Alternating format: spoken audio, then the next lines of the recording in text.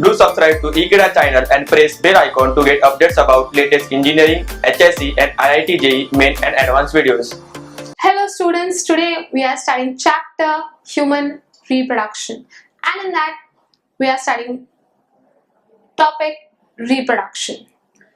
Now reproduction is the birth of new being. It could be animal, plant or human being. So let's study and find out today what's reproduction. Whenever from a pre-existing individual, a new individual is formed or a new life is formed, that's reproduction.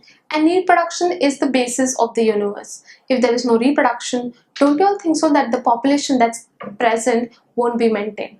Also, reproduction makes sure that there are changes in population, that is phenotypic and genotypic. There is variety and variation observed.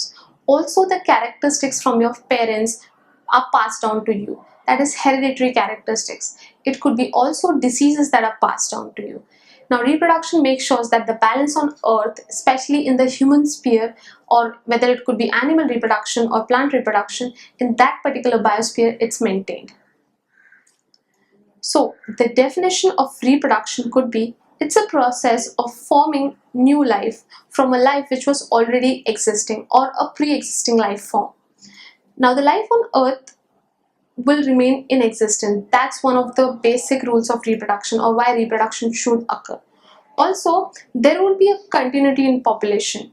Young, aged, adult, all will be there. If there is reproduction happening in series, the population of young, adult, newborns will be maintained cordially.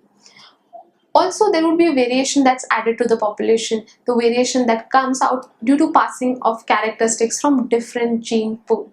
So students, in this part of the chapter, we did study about reproduction.